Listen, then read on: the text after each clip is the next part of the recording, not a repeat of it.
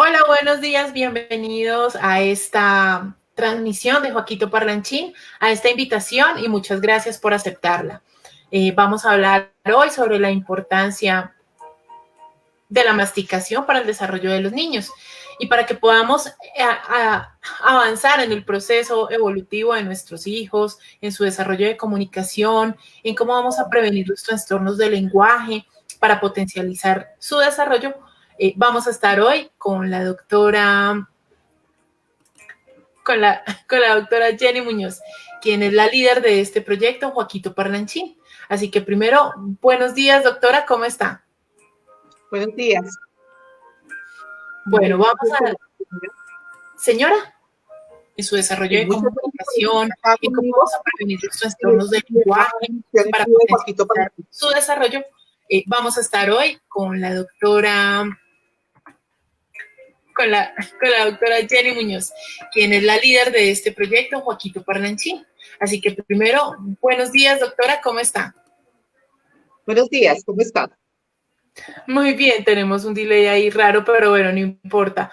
Entonces, vamos a esperar unos 5 minutos a que se conecten todos nuestros seguidores, nuestra audiencia, para que podamos avanzar en el tema. Entonces, como introducción, vamos a hablar sobre la importancia de la masticación en el desarrollo del niño. Resulta que es una función innata que desarrollamos a lo largo de toda la vida y es importante triturar los alimentos, hacer como una conciencia de cómo manejamos los músculos de la cara y lo hacemos pues desde chiquiticos y asimismo podemos ayudarnos con todo el tema del desarrollo de las estructuras orofaciales, que son la lengua, los labios, las mejillas y los dientes, que están implicadas en todo el proceso del habla.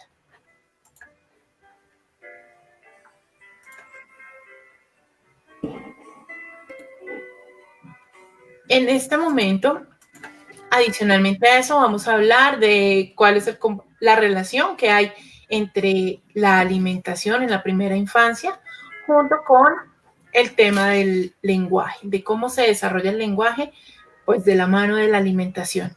Estímulos, la estrategia y los manejos para los casos en que los niños no quieren comer.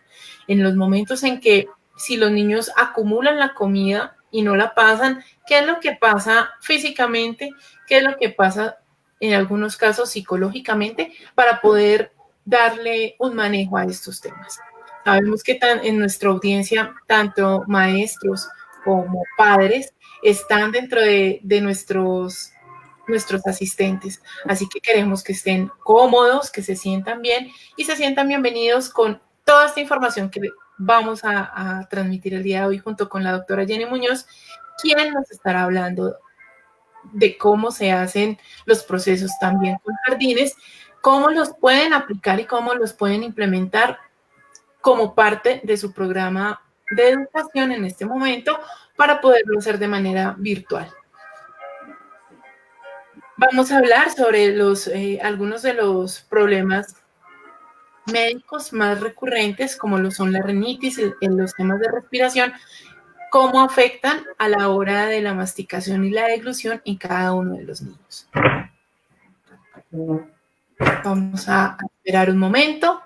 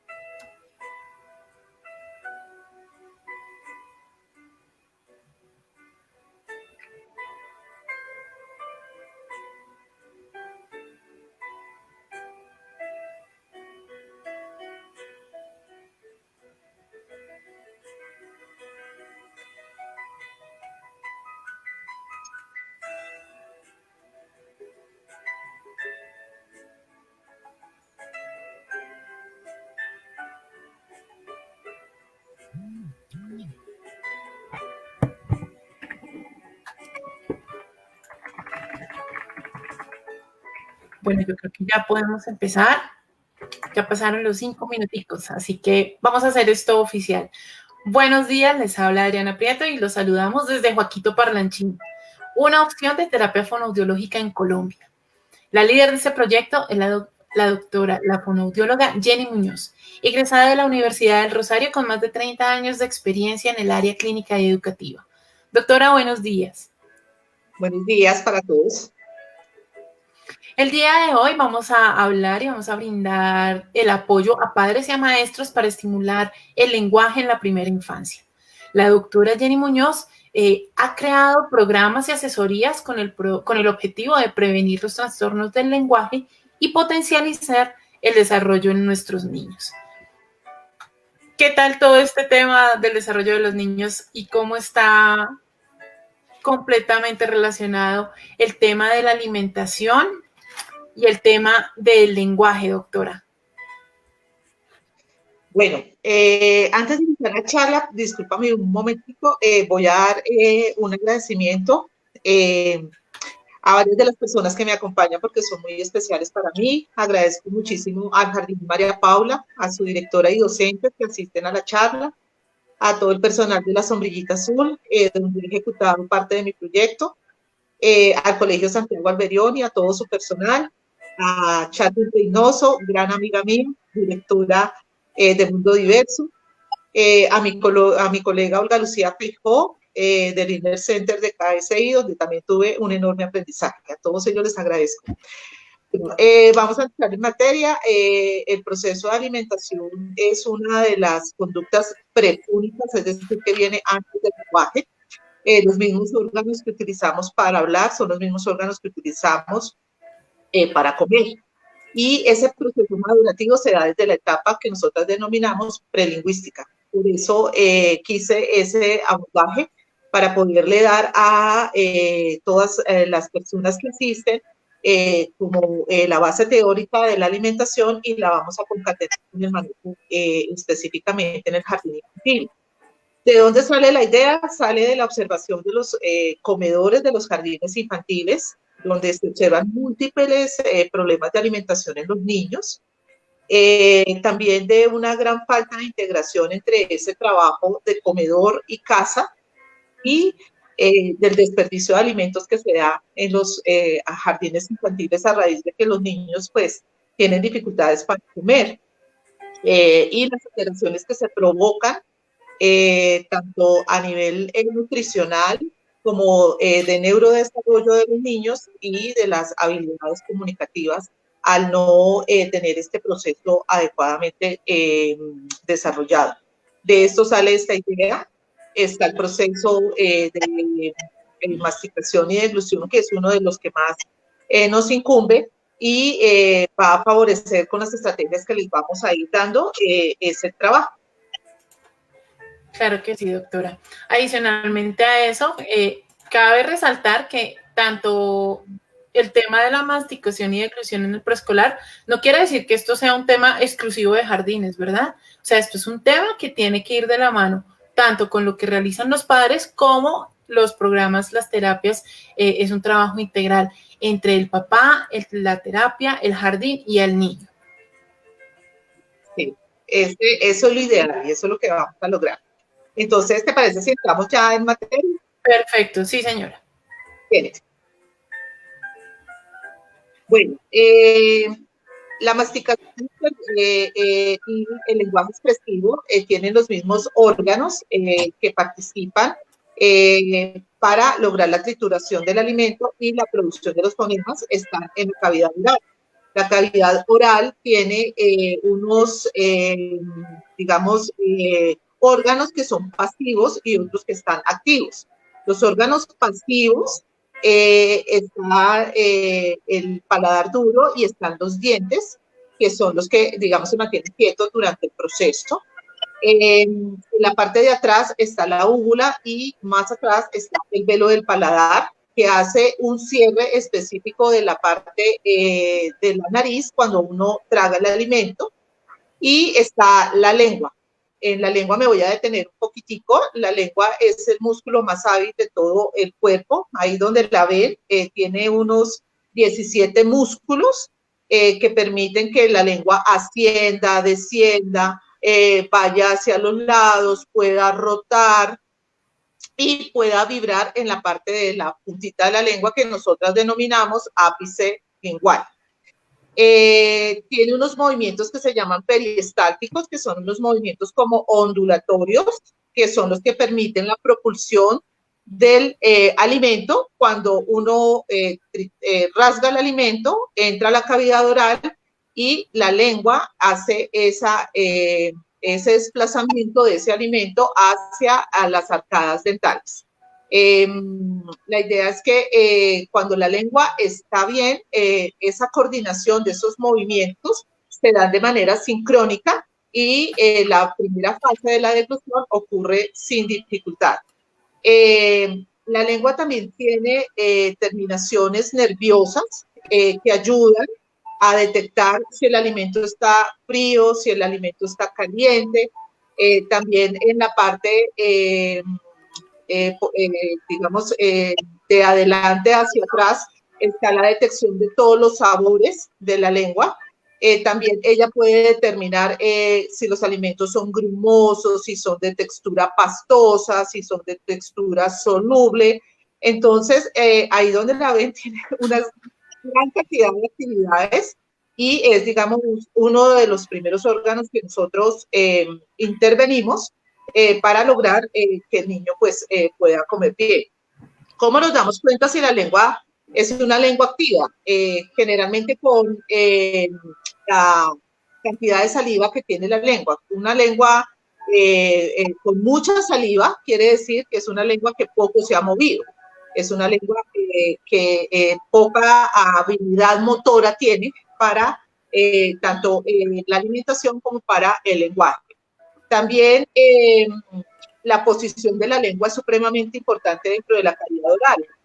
Hoy en día la mayoría de los niños de esta generación tienen dificultades de alergia, rinitis, tienen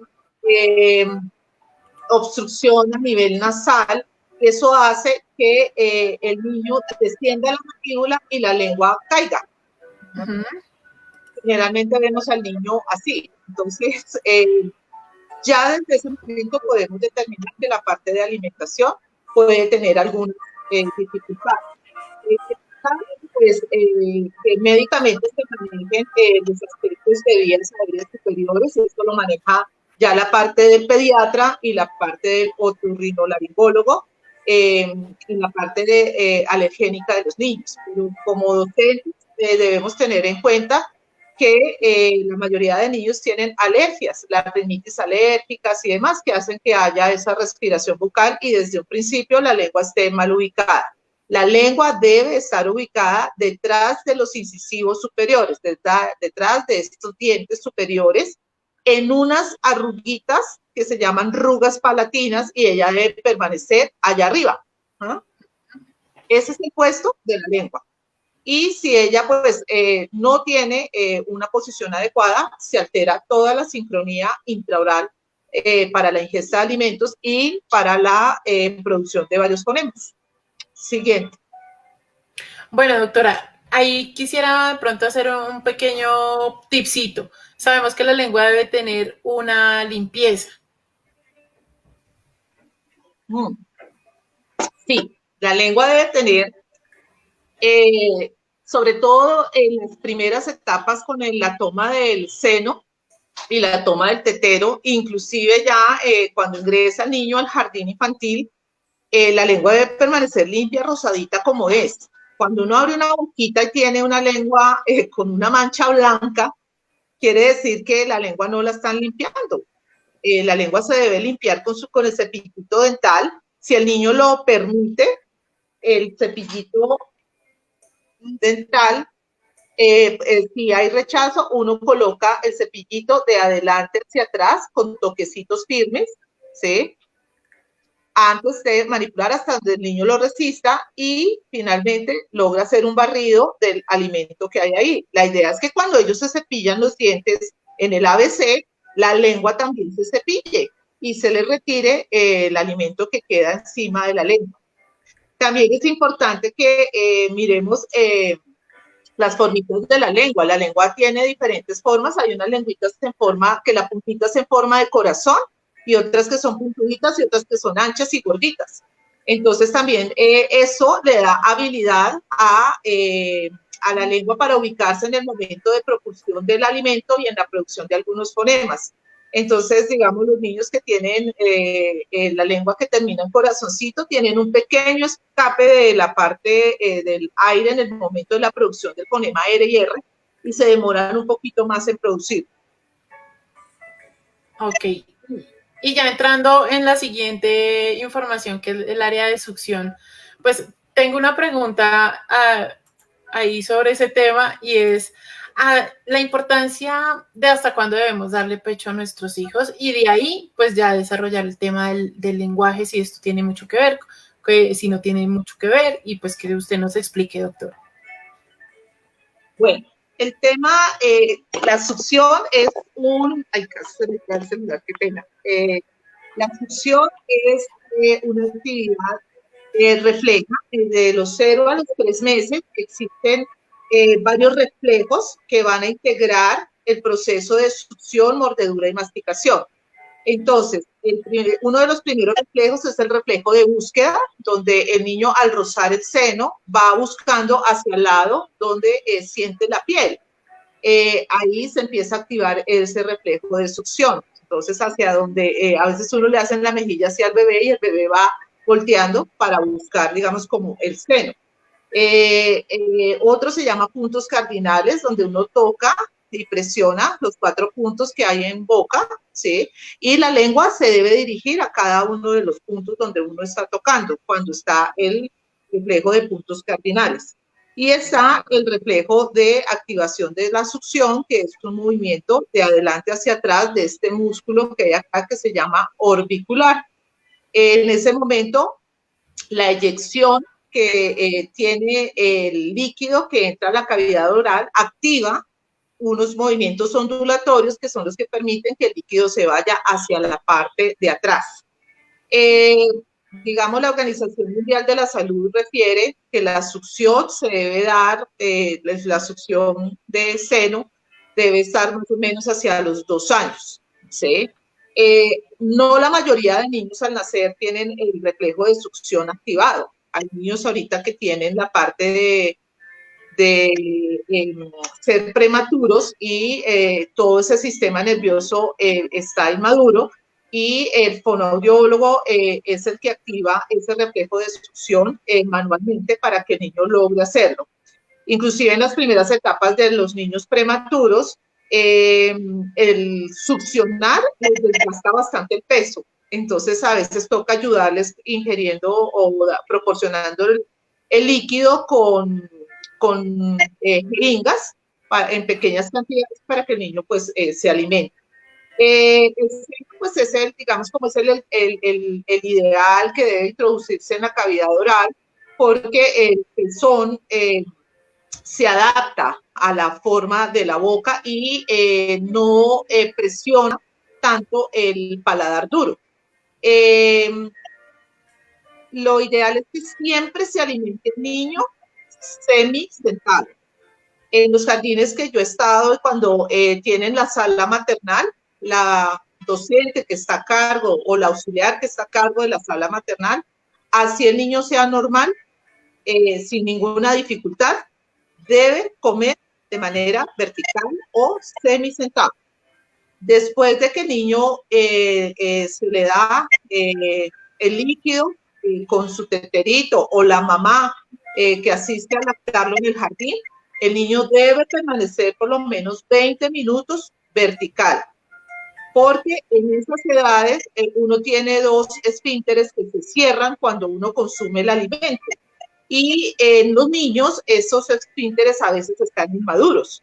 Entonces puede estar inmaduro el esfínter que cierra el estómago y el líquido se devuelve y sale y puede entrar hacia los pulmones y el niño puede broncoaspirar, ¿sí? Igual sucede con los niños de 1 a 3 años que se les da alimento con cuchara.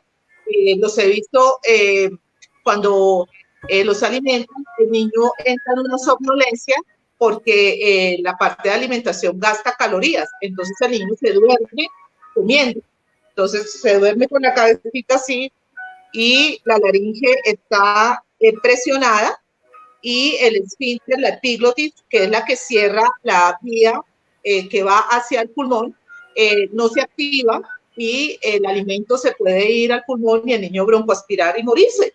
Entonces, hay que cuidar mucho la forma que se alimenta el niño. Todos deben estar sentaditos, permanecer 20 minutos en esta posición. Los niños de 1 a 3 años a veces los bajan de los comedores y el niño sale al baño, se lava los dientes y sale a jugar, y cuando se agacha devuelve el alimento. Eso quiere decir que el esfínter no estaba maduro y se devolvió el alimento. Entonces el niño debe estar como en una quietud, ¿sí? En esa parte hay niños que tienen también el alimento dentro de la boca, entonces el maestro debe abrir la cavidad con manos limpias, retirar el alimento y verificar que la cavidad no tenga nada de alimento en ese momento que está dormido. También es a veces por tiempo, por cantidad de niños, o sea, si hay directores entre los asistentes, pues a veces hay que saber organizar muy bien el personal y sus tiempos de manejos en la sala maternal. Hay que tener a los niños semisentados en las sillitas o con sus almohadas, y a veces por tiempo, por ganar tiempo, se les entrega a los niños el tetero y aparecen así como está en la lámina que está tachada, acostados tomándose el tetero. Ahí el bebé no puede controlar la eyección y si el líquido es demasiado soluble pasa rápidamente y puede broncoaspirar en esa posición. Entonces, digamos, como nosotros estamos cuidando a hijos de terceras personas, pues es mejor tener toda la prevención y estamos al cuidado de niños. Entonces, es mejor tener la prevención en las cunitas, fácilmente esas sillitas de carro se pueden adaptar y el niño puede, es mejor que duerma semisentado a que lo acuesten de manera horizontal y logre la broncoaspiración. También he observado en los jardines que se asocia la toma de alimentación tetero con el sueño. En muchos jardines tapan la cabeza a los niños, ¿sí? Que para que todo se vea oscuro y el niño pueda dormir más. Pues no, maestras, esto no se debe ver. No, la cabeza debe estar visible, el niño debe dormir de medio lado con la cabeza hacia un lado, para que si por la boca se devuelve el alimento o vomita en un momento determinado, pues la vía aérea esté despejada, ¿sí? Hay que vigilar las horas de sueño, ¿sí? De todos los niños, que esté respirando, que tenga su respiración sincrónica después de la alimentación. El tetero es clave. Las fonoaudiólogas peleamos con los teteros. El tetero iría hasta el 1 año y medio, pero yo he tenido niños de 5 años que toman tetero, de 5 años que toman seno. Entonces, toda la cavidad oral pues se altera, porque lo que es referente al tetero, el chupo del tetero empuja el paladar duro. Eso hace que este maxilar no crezca, que los dientes se apeñuzquen y pues que hayan dificultades de oclusión en los niños, y también altera la parte de emisión de varios fonemas. Se ven alteraciones del fonema S, por ejemplo, porque el maxilar no está así, o hay una sobreactivación del maxilar inferior, entonces tenemos mordidas, ¿sí? con el maxilar hacia afuera.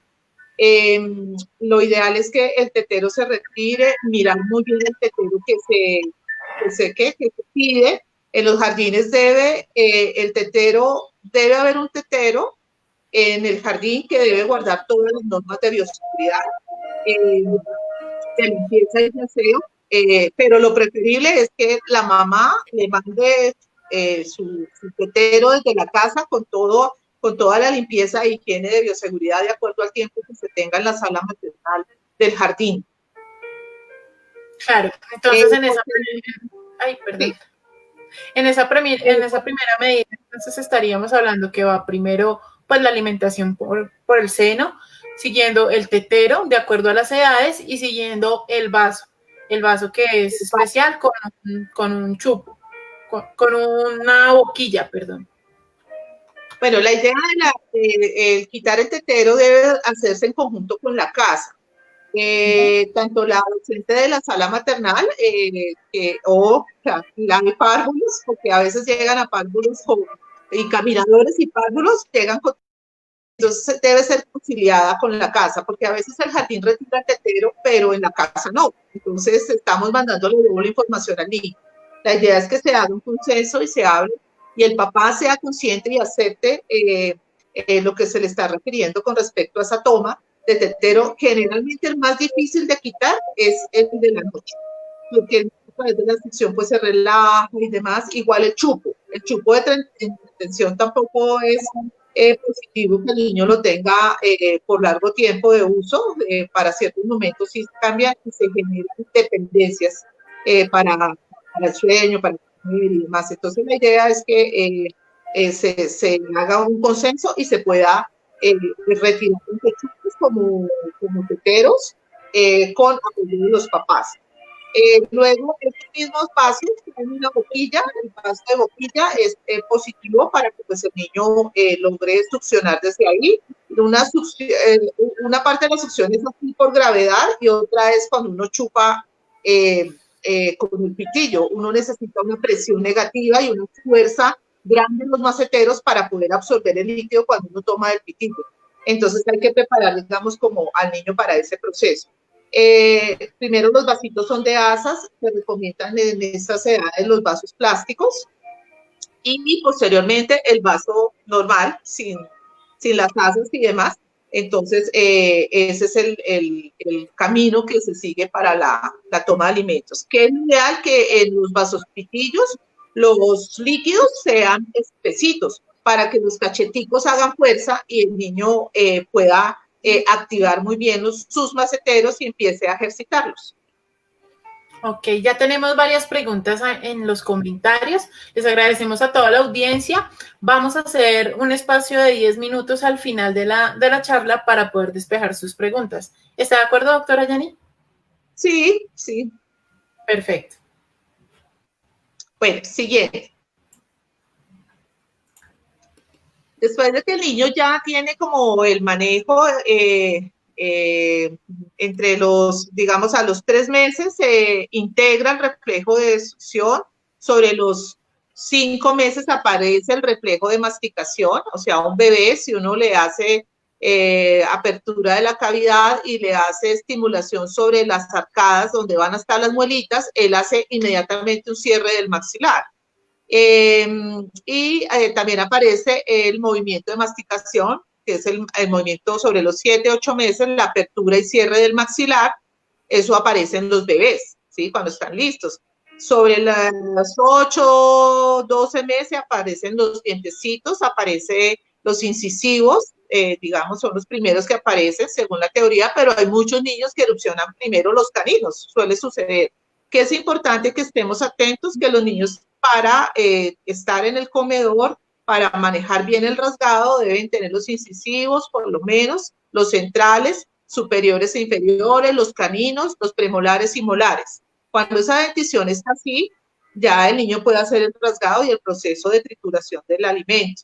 Hay que cuidar de la salud dental. La prolongación del tetero hace que aparezca una caries que se llama caries de biberón, que es una caries como amarillenta, porque el residuo del chupo en combinación con la saliva, pues genera una alteración en el esmalte dental. Entonces también ese es otro de los motivos por los cuales el tetero no es lo mejor.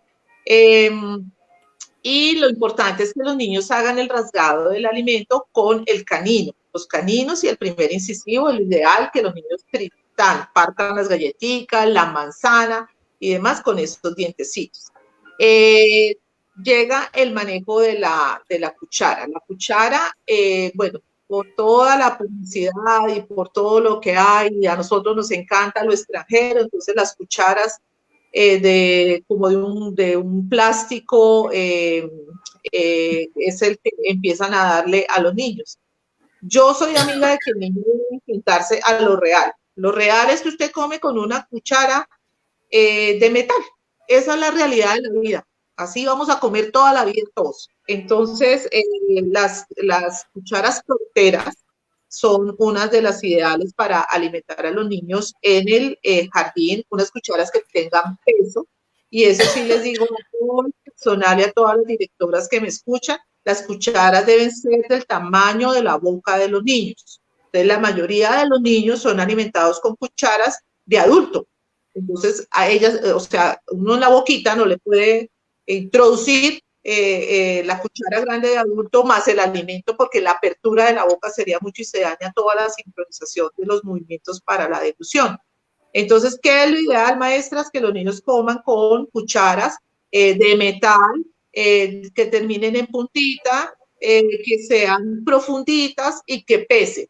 Es importante que pesen. Las que no pesan, pues los niños eso. Prohibido alimentar a los niños con cucharas plásticas. Las cucharas plásticas, como el niño no sincroniza bien los alimentos, sobre todo entre bebés, año y medio, 2, cierran la cavidad y pueden partir ese plástico y se puede lesionar la cavidad. Entonces, lo ideal es que sean de metal, son más higiénicas, se consiguen más fácil.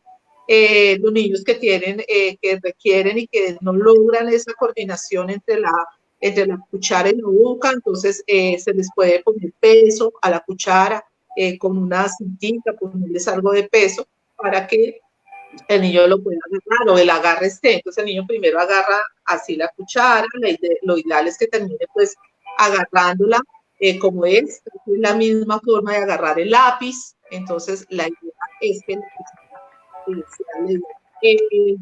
los utensilios, pues las tacitas, hay tacitas que se pegan, que de colores, que demás, las que sean proporcionales para la porción que exige integración social. Los jardines se manejan por integración social, entonces ellos tienen una serie de medidas específicas para la alimentación. Lo ideal es eso. Hay que dejar a los niños manejar la cuchara. Yo veo a todas las profesoras allá dándole la comida al niño, y eso, pues ahí estamos también fallando nosotros. La idea es que el niño coma solo, así riegue, así se demore un poco más, así al principio el niño se puede negar, entonces la profesora le puede llevar de manera asistida la cucharita a la boca, pero la idea es que el niño pues coma solo, porque tenemos la coordinación ojo-boca, y luego esa coordinación va a ser ojo-mano para que escriba. Entonces ustedes alteran la primera coordinación que existe en los niños para los agarres y demás después del lápiz. Entonces desde allá tenemos que empezarles a ayudar. Quiero que también durante todo este proceso tengan claro que el comedor es una parte de enseñanza del jardín. El comedor no está hecho para que los niños coman solos, y las profesoras también lleven sus onces a esa hora, pues ojo con las directoras también. El comedor es una hora de trabajo, de aprendizaje, inclusive podría estar planeada en las que manejan las dimensiones en la parte socioafectiva y en las que manejan inteligencias, en la inteligencia naturalista. Debe ir planeada y organizada, porque a veces, pues no, los niños comen y entonces son las 11 de la profesora y de todo el mundo, no, porque los niños no vienen desde casa sabiendo comer. Entonces, la idea es esa. Lo ideal es que la cuchara entre a la cavidad sobre la lengua. Se pone la cuchara sobre la lengua y este labio debe arrastrar el alimento hacia atrás. Se debe activar para que el niño haga el arrastre, y la lengua hace su movimiento ondulatorio y manda los alimentos a las arcadas para que sean triturados por las muelitas. Entonces, ese es el ideal. ¿Qué sugiero yo? Que muchos niños no tienen esto, ya los niños de caminadores, párvulos, hay niños de prejardín, jardín con alteraciones de alimentación. Monten un grupo en el comedor con una persona que se siente con ellos, una persona que esté tranquila, que no tenga ninguna dificultad en manejar al niño. Lo ideal es que todas las profesoras debemos ser pacientes y tranquilas. Estar prestas a que si ese niño se va a vomitar, ¿cómo voy a reaccionar yo? Porque entonces el niño, no, Pedrito se vomitó, y corren todas y todos, y todos los niños se asustan y demás. No, del vómito de la mesa no pasa, del piso no pasa, con tranquilidad.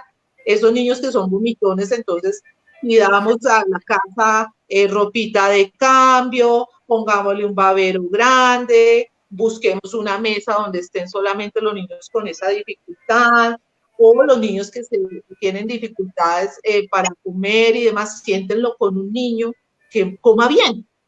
No entiendo por qué las profesoras, todos los caminadores juntos y todos comen mal, y todos los párvulos juntos y todos comen mal. Pues reúnan los niños que comen bien y los que comen mal y los combinan para que los que comen mal tengan un modelo dentro de la mesa y lo puedan hacer. Yo debo enseñar lo que yo sé. Entonces, si yo exijo que mi niño coma bien con la cuchara, yo como profesora debo comer bien con la cuchara. Y he visto que esos casos no suceden. O sea, una profesora come re mal y entonces está corrigiendo al niño. La idea es que nosotros comamos bien y lograr que los niños de jardín salgan comiendo con tenedor y cuchillo, salgan comiendo, cortando y demás, porque es que el comer es algo que nos involucra actividades sociales toda la vida. Entonces, la idea es que los niños lo manejen lo mejor posible. Entonces, clarito en este tema, las cucharas, el organizarlos por grupitos y que el niño haga la sorbición del alimento para que sea propulsado hacia atrás. Ok, en este caso, en casa, por ejemplo, lo que nos sirve es la cuchara de postre chiquita. Sí, sí. Que tiene un buen peso, termina en punta y la pueden ayudar a que el bebé la esté cogiendo para comer. En la casa. En la casa los papás, lo que yo he visto, el papá corre por toda la casa con la cuchara y el plato, ¿sí? No sientan, hay papás, y encontré casos, hay papás que sientan al niño en otra mesa, porque no puede pasar la mesa grande hasta que coma como los adultos, digamos, hacen una mesa de entrenamiento. ¿Qué es lo ideal, papitos, en la casa? Uno, el niño debe comer siempre en las horas específicas. Cada ingesta de alimentos se demora 3 horas. Entonces hay mamás que dicen, ay, a mí me dio pesar levantarlo, entonces lo levantan a las 11 de la mañana, a las 11 de la mañana hasta el desayuno y demás. O hacen lo siguiente, ay, no le alcancé a dar el desayuno y llegan al jardín con el huevo perico o el huevo tibio. Ay, profe, qué pena contigo, es que no se comió el huevito. Y se llena. No, a ver, eso no puede ser. El niño debe manejarse con total respeto, ¿sí? Un ser integral que merece respeto. Y usted en la oficina no se lleva el huevito para comer, ni el postrecito, ni nada de eso, y te llega comiendo a la oficina. Eso no debe ser así. Cada lorita en su estaca, ¿sí? Entonces, los papás deben tener un sitio específico donde el niño va a comer, están los comedores infantiles y demás, pero que el comedor no sea eterno. Tengo niños de 4 años comiendo en esos comedores, ya no les caben las piernas y los meten ahí. Entonces la idea es que el niño coma en su comedor hasta cierta edad, ¿sí? Y luego pase a la sillita y a la mesa. Es importantísimo que el niño toque con los pies el piso. Es otra cosa que he visto en las mesas, les quedan los piecitos colgando y pues el niño le da miedo caerse, no tiene equilibrio y se puede ir de lado y demás. Entonces hay que tener en cuenta eso. El papá debe dar el desayuno siempre a la misma hora, las 11 a la misma hora, la comida a la misma hora, para que el niño logre organizar su reloj biológico. El secreto en la casa son las rutinas. Hay niños que comen muy bien en el jardín y hay niños que comen muy mal en la casa. El mismo niño. Entonces, ¿qué pasa? Que en la casa hay un problema. El jardín lo está haciendo bien, pero en la casa hay un problema porque ¿por qué no come en la casa? ¿Sí? Entonces, hay que mirar y mantener los mismos hábitos y rutinas, ¿sí? Para que los niños coman. Que coman de todo lo que el médico vaya diciendo. Lo que el médico vaya diciendo. Hay pediatras que los mandan a comer antes de los 8 meses sólidos, como hay pediatras que los mandan al año y medio a comer sólidos, ¿sí? Entonces, la idea y el concepto es del pediatra, que se vaya en la ingesta, es tener cuidado con esa ingesta de alimentos, porque cada alimento puede generar alergias en los niños. Entonces, nosotros nos tenemos que cuidar muchísimo en el jardín. A veces el niño se brotó y demás, entonces el médico le dice a la mamá que el niño es alérgico a la piña. La mamá nunca contó y en el jardín, en la costa, en la comida que ingiere en el jardín, entonces le dan piña y se brotó y la mamá nunca avisó, entonces ahí hay una falta de comunicación de papás y jardín. Lo otro es que a veces, entonces, como el niño en casa no come ciertas cosas, ay, no, es que él es alérgico a eso, profesora, no le vaya a dar eso, nada. Profesores no comen cuentos de los padres. Lo escrito es irreversible. Pidan la certificación de pediatra. Periquita Pérez es alérgica a la zanahoria, dice el pediatra tal, ¿sí? Para que ustedes no proporcionen ese alimento, porque igual integración tiene una serie de normas con respecto a la cantidad de alimento que deben ingerir los niños en el jardín, determinada cantidad de proteína, determinada cantidad de carbohidratos, todo eso ya viene estipulado. Entonces, para el jardín curarse en salud es eso. Y que llegue en la agenda y la profesora le cuente a la señora de la cocina y le cuente a su directora, porque entonces a veces llega la gente, ay, sí, es que mira, qué pena contigo, a mí se me olvidó. Esas son cosas que no se pueden pasar. El niño que no come, tablero grande en el comedor, es alérgico a la fresa, es alérgico a la no sé qué, porque las profesoras no son eternas, ni las auxiliares son eternas, pueden pedir un permiso y ese día va un reemplazo y le dio fresa al muchachito y se brotó y hubo un problema grave de salud del niño. Entonces, debemos mantener una comunicación así. Entonces, en casa, las rutinas.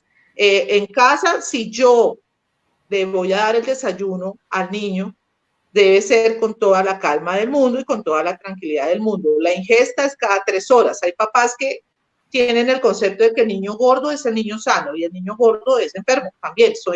Entonces, la idea es que tengamos un concepto claro de talla y peso de los niños para que la ingesta de alimentos no sea así. Hay niños que no tienen freno inhibitorio, hay niños que comen todo el tiempo.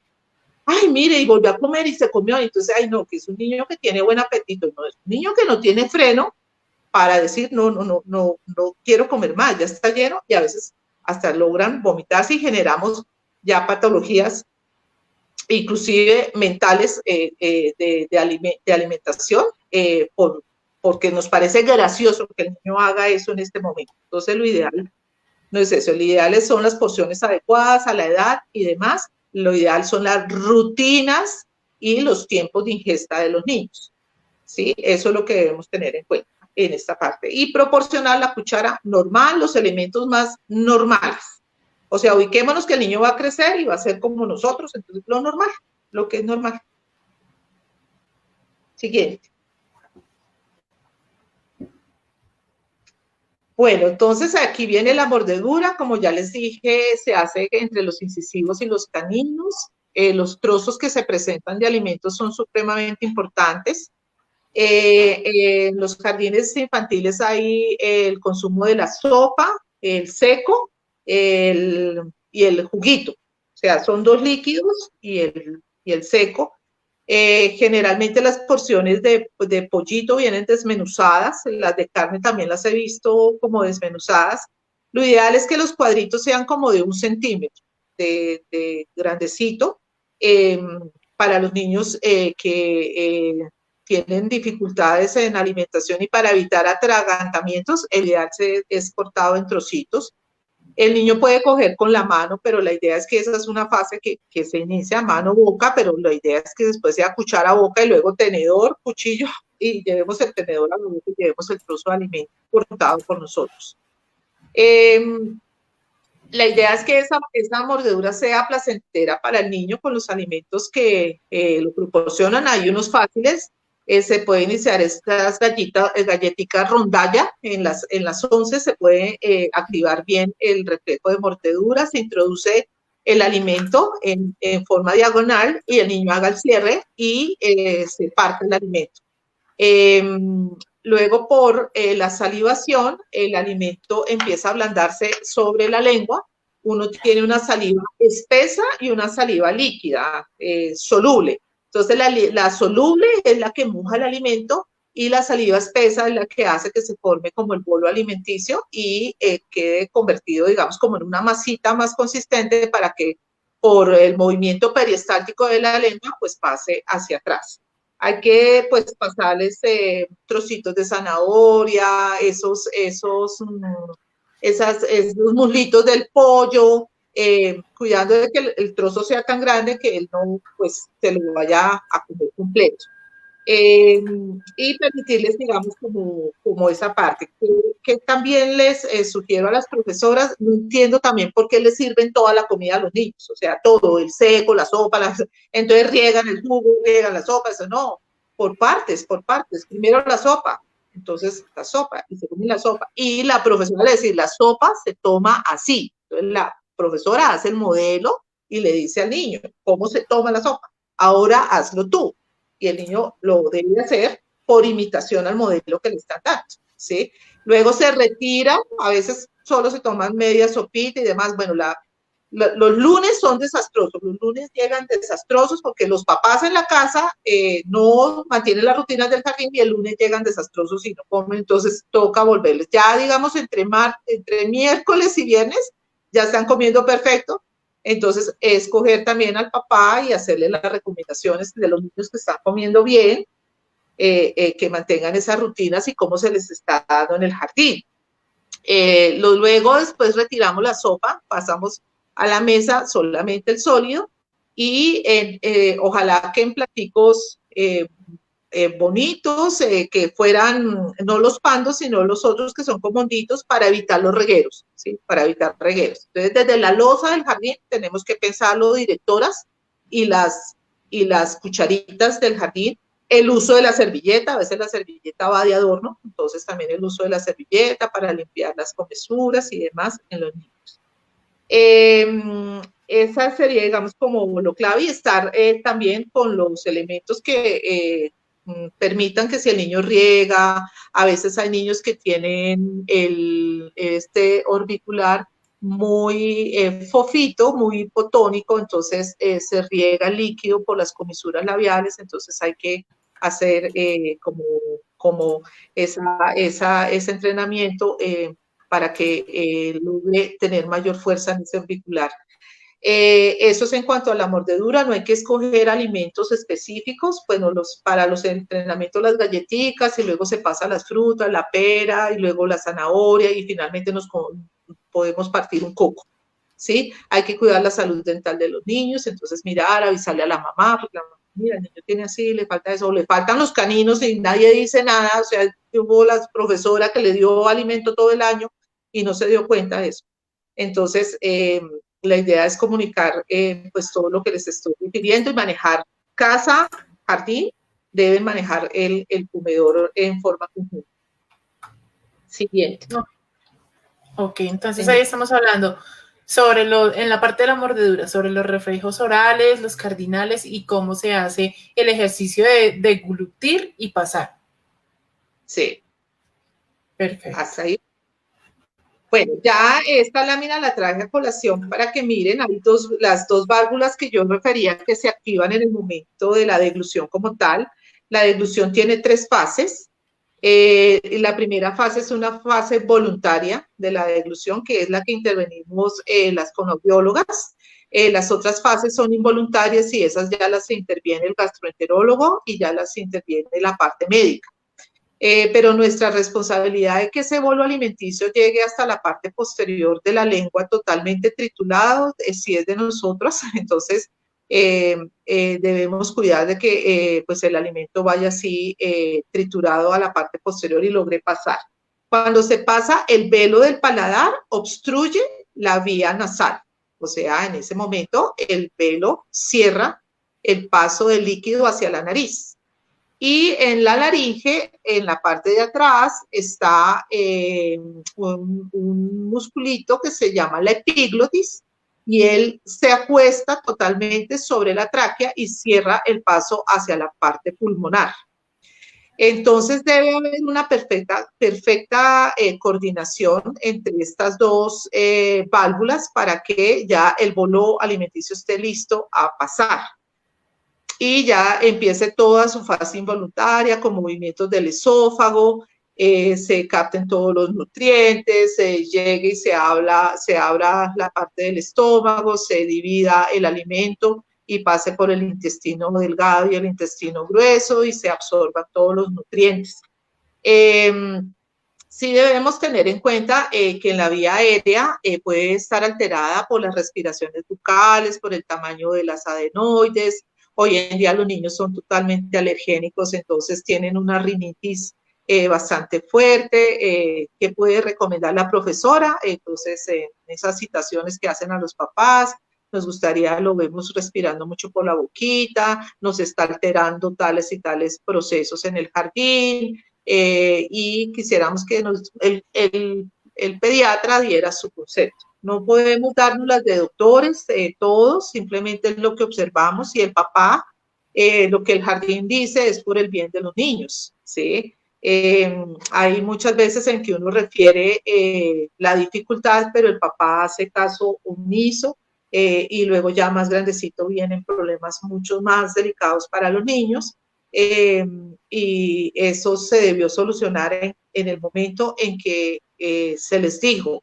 Pero igualmente el jardín tuvo en ese momento la oportunidad de decirlo, quedó por escrito, y miren, esto hace 2 años se les refirió, pasó esto, nosotros hicimos la remisión, pero ya llevar al papá de la mano hasta donde el pediatra, eso sí ya no lo podemos hacer nosotros. Entonces también es la conciencia del padre de familia que pueda hacer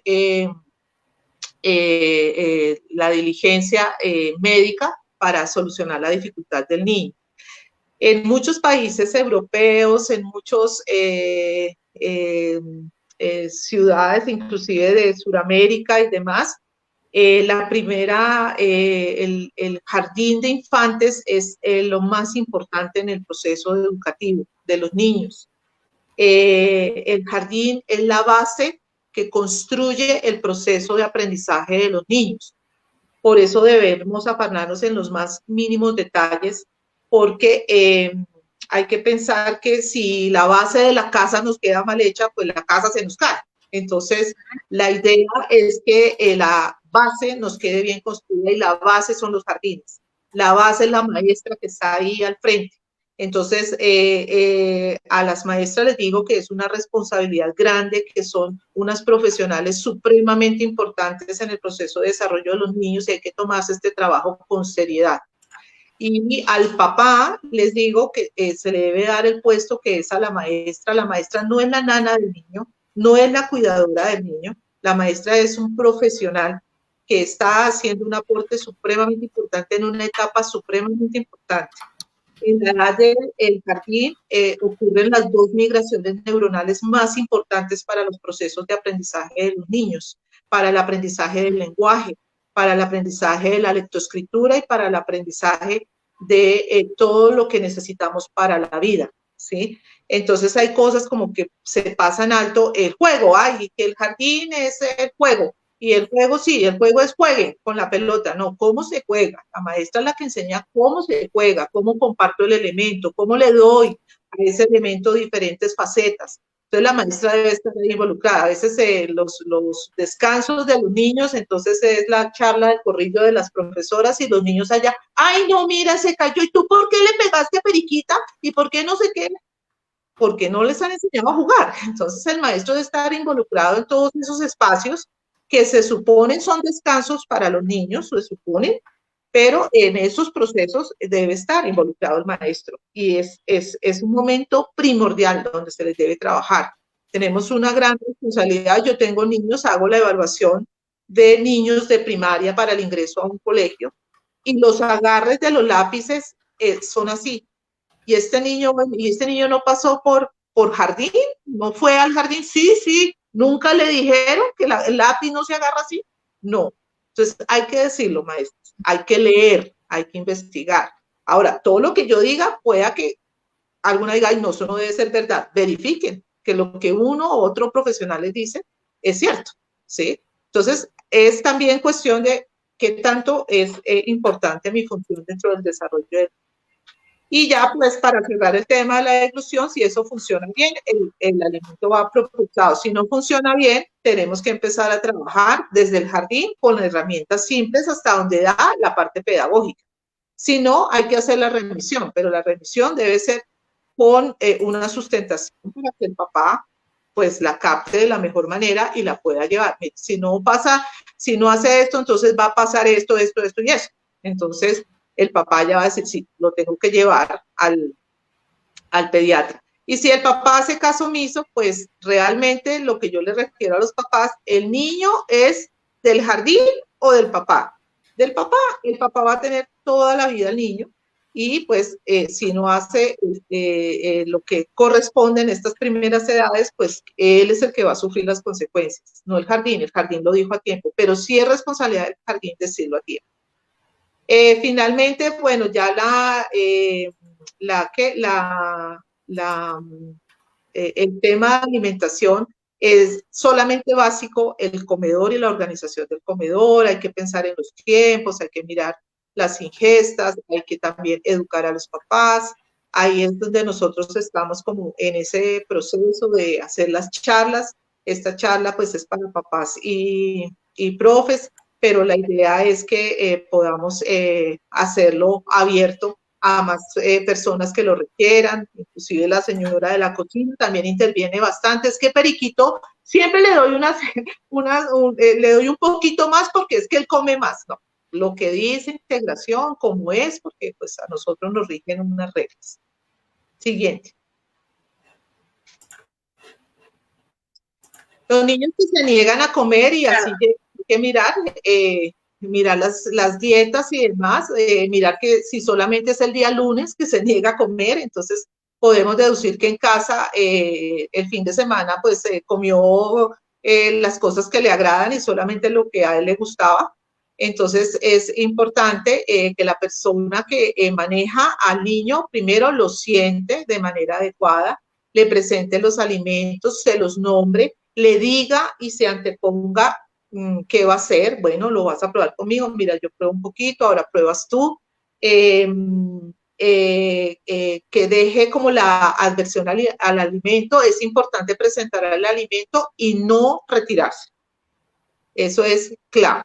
Listo, ¿no te gusta? Bueno, lo vamos a hacer aquí y más adelante empezamos a probarlo poquito a poco y dejar que el niño consuma lo que es agradable y irle dando la oportunidad o solicitarlo. Llega en un momento que créanme que ellos ceden.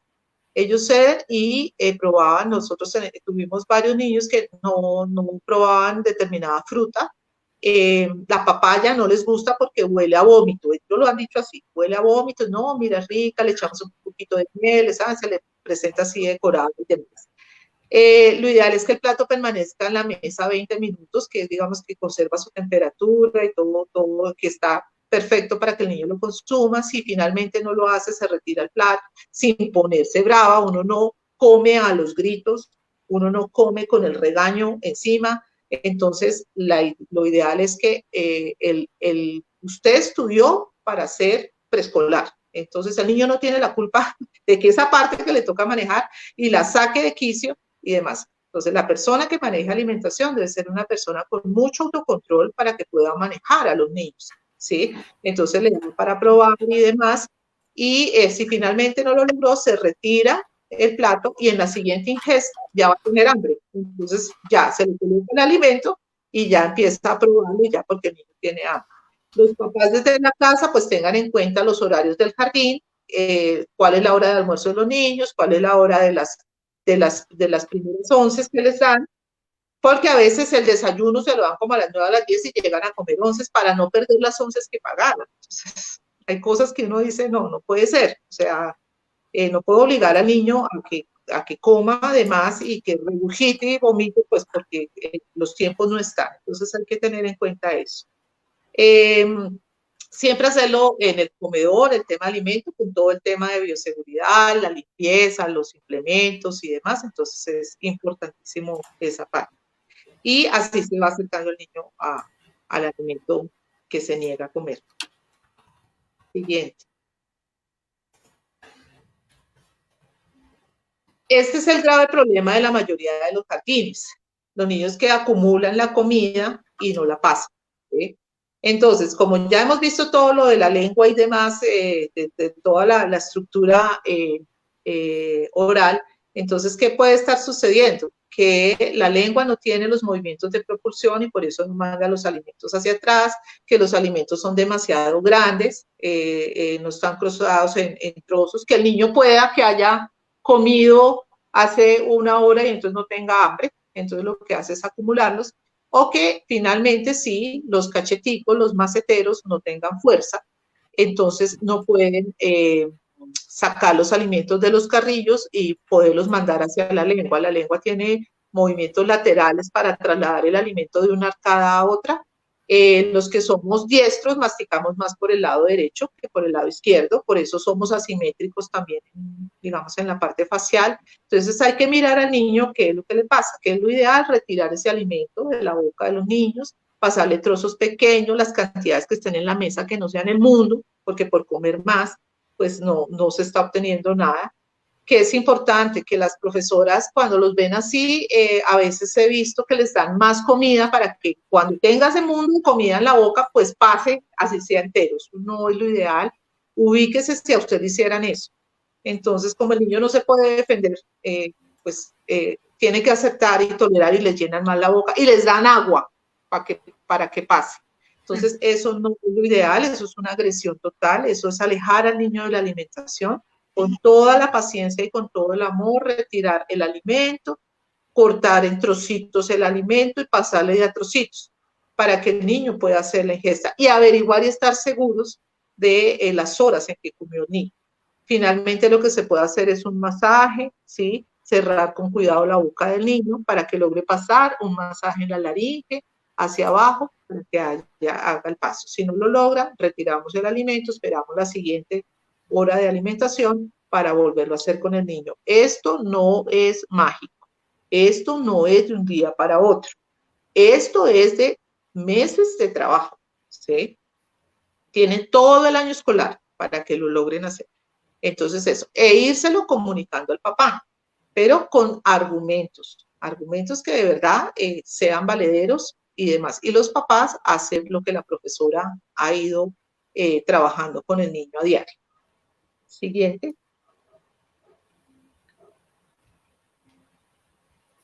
Hay niños que definitivamente no quieren comer nuevos alimentos, los nuevos alimentos no les gusta porque la dieta de la casa eran las papitas fritas, el pollito no sé cómo, la comida era totalmente diferente, pero acá como hay que presentarles las verduras y demás en ciertos grados para su alimentación, entonces lo ideal es que el niño se adapte a todo, pero si observamos desde el aula que al niño le cuesta cambiarse de salón, que el día que no va la profesora el niño llora y todo, entonces tenemos que mirar que es un niño dependiente, que es un niño que puede estar en la etapa del no, ¿sí?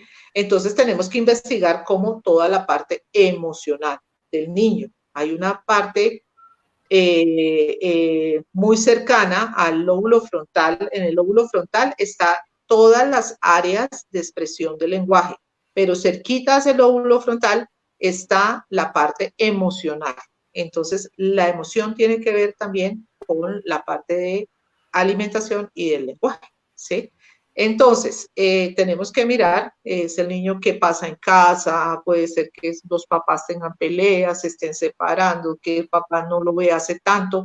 Hay que mirar todo que está sucediendo con el niño.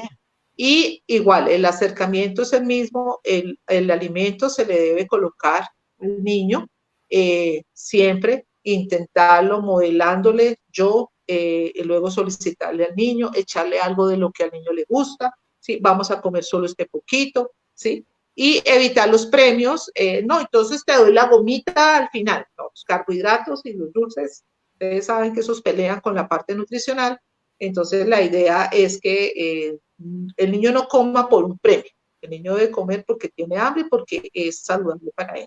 Entonces esos cambios no se deben hacer, ¿sí? Igual tampoco la negativa de nunca darle un dulce al niño, no, o sea, tampoco, porque la realidad del niño es que a uno en un restaurante le dan un postre. Entonces lo ideal es que mi objetivo es que coma porque él quiere comer, ¿sí? No por el premio. En eso es que tenemos que tener cuidado. Entonces, igual, los intentos se deben hacer varias veces y si esto se está trabajando en el jardín, que se trabaje en la casa. Siguiente. Hay que obligar a los niños, doctora, por ejemplo, cuando los cogen de acá para que coman. No. Bueno, pues primero hay varios niveles o sea, no podemos rayar los profesionales que trabajamos la primera infancia con el maltrato infantil, o sea, gravísimo. gravísimo. O sea, en esa parte debemos ser muy profesionales. Yo y las profesoras lo saben por todo el tema de abuso sexual y demás. Uno no puede invadir el espacio corporal del niño porque sí. Inclusive uno le debe decir al niño, puedo levantarte la camisa, puedo tocarte la boquita, puedo, ¿sí? Uno debe primero anteponerse antes de invadir el espacio, porque hay niños que no toleran el que los toque en un momento determinado. Entonces, igualmente son reales, digamos, tienen alteraciones con la dificultad de interactuar corporalmente. Entonces, a todo niño, y como yo respeto a mi niño es sagrado, entonces yo igualmente le refiero al niño. Eso sí, con firmeza. Ay, ven, por favor. No, le ganó. No. Vamos a comer. ¿Puedo tocarte la carita? Puedo, así, ¿sí? Firmes, ¿sí? Respetuosas y demás, firmes, pero no bravas, ¿sí? Porque uno no come, si el otro está bravo, pues uno no come. Entonces, esa es como la actitud del docente, dispuesto a que no va a ganar. El niño va, porque es que la alimentación es clave, el cerebro se alimenta de glucosa, entonces imagínense si hay una desnutrición ya en las primeras etapas. En la parte de la idea no es tocarle y menos dejarles morados, o sea, eso es maltrato, ¿sí? Entonces la idea es no a eso, igualmente es, como digo, es un proceso en el cual debemos participar y tener toda la ética profesional. Hay maestras que en su afán, y ha sucedido, que les dan de comer, si el niño se vomitó encima del arroz, le dan el arroz con el mismo vómito, o sea, eso es gravísimo que suceda, pero sucede, porque las maestras tienen a veces poco tiempo para manejar todos los niños y todo, entonces esto hay que coordinarlo entre todos y el esfuerzo es de todos, desde la directora del jardín debe estar abierta a que ese proceso es un proceso de aprendizaje y que requiere de tiempo, entonces hay que asignarle el tiempo que corresponde. Ahora, también he visto, entonces todos los niños, hay niños que comen muy bien y salen volados al parque, y entonces las 4 profesoras aquí con cada uno de los niños que no comen, no, a ver, distribuyámonos 2 allá con los niños que ya terminaron, que hagan su ABC y todo, y los otros acá les seguimos paladeando, y que estos niños tengan una actividad de descanso y también dejar el tiempo suficiente que el niño juegue. Entonces eso es una cosa de un trabajo integral entre todos para hacer. Bueno, el niño con alteración sensorial, hoy este es digamos, las dificultades que están de moda. Los niños hoy en día tienen graves problemas de modulación sensorial, de integración sensorial. Esta es una área que maneja fuerte la terapia ocupacional, quienes son los profesionales idóneos para el trabajo. No solamente afecta la modulación de estímulos, sino también afecta todo el proceso de neurodesarrollo y repercute sobre el aprendizaje escolar. Entonces, muchos niños de estos pueden estar colados en las aulas de los jardines y las profesoras no se han dado cuenta y les parecen como chistosas las cosas que hacen. Entonces, hay niños que, por ejemplo, repelan determinadas texturas, entonces no se visten con camisas de tela, sino de algodón suave, repelan las medias que tienen costura en la parte inferior, que tienen el cauchito para que no se les caigan. Hay niños que no toleran eso. No toleran la prenda de vestir color rojo, no toleran el salir al sol, no les gustan determinados ruidos, se tapan los oídos apenas escuchan la licuadora, o les hacen la tortita de cumpleaños y les gritan el happy birthday y el niño llora inmediatamente. Todos estos niños tienen alteración en la modulación de los estímulos, entonces deben asistir a un trabajo especial. Nosotros, si acaso, podemos manejar algo de la dieta sensorial que hay para empezar a modular y trabajar los niños. Créame que el tener un niño en casa, papitos también con ese tipo de alteraciones, no toleran las cobijas también, dormir con pijamas, demasiado obligados, se descobijan, o sea, son múltiples cosas que hacen que los niños no toleran la ducha, Entonces, cuando están todas esas alarmas, es mejor consultar a su pediatra para que hagan las remisiones y asistir a los tratamientos que le requieren. En cuanto a fonoaudiología, pues nosotros miramos todo el tema de la cavidad oral, como expliqué al principio, la lengua tiene grandes terminaciones nerviosas y es una de las áreas más sensibles. Empezamos a hacer un acercamiento a la cavidad oral, por eso tenemos que empezar desde el tronco, desde lo más lejano de la cavidad oral hacia lo más cercano, con toquecitos firmes, si el niño lo permite, invadirles espacio y demás, y empezar a la presentación de los alimentos de manera gradual, como lo vaya diciendo, acompañado de su tratamiento de terapia ocupacional.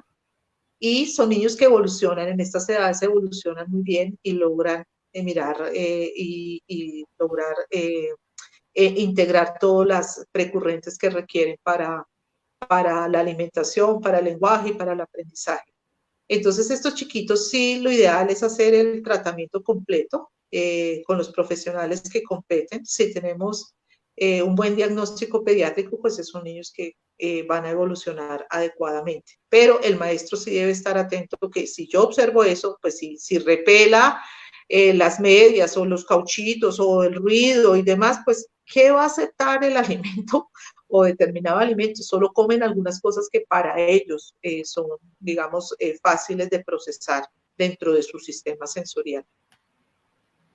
Esto es muy interesante, doctora. Dentro de Joaquito Parlanchín tenemos los ciclos de terapia, ¿verdad? Entonces iniciamos, se establece con una consulta de valoración, y dentro de esa consulta de valoración ya se toman como las medidas y las estrategias de manejo. Pero adicionalmente a esto, pues hay que hacer claridad en que todo esto que estamos hablando acá es una generalidad, ¿no?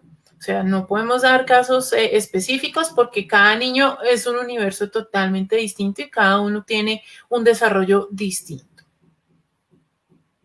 Sí, es totalmente cierto. Sí, pero sí, digamos, la charla ubica un poco más el por qué el niño puede estar repelando el alimento, cómo debo abordarlo yo, y si ya definitivamente, pues, cuando un área no se logra, se hace la remisión. Pero si se hace la remisión y el niño se le está trabajando, que es lo ideal, que la maestra esté enterada de lo que se le está haciendo en terapia. Sí, porque hay a veces incongruencias en que la maestra, el niño va a terapia en media hora, que es lo que dan las CPS, y va 1 o 2 veces por semana, y a veces el tiempo de terapia se demora nuevamente en aparecer. Entonces yo me desvinculo allá como que lo manejen ellas y yo no. Entonces no, la idea es que sea integral, porque lo que se hace en terapia repercute en la casa e igualmente en el jardín. Entonces eso le puede favorecer al niño. Desde Joaquito Parlanchín, ¿qué hemos hecho? Hemos conformado un equipo, es un center. La idea es que seamos un centro de apoyo para los jardines sin pertenecer a la planta de nómina del jardín. Nosotros hacemos las evaluaciones de los grupos, del comedor, del tema de juego, de los horarios, y hacemos todo como todo ese proceso, y apoyamos y damos nuestra sugerencia para el manejo de los niños.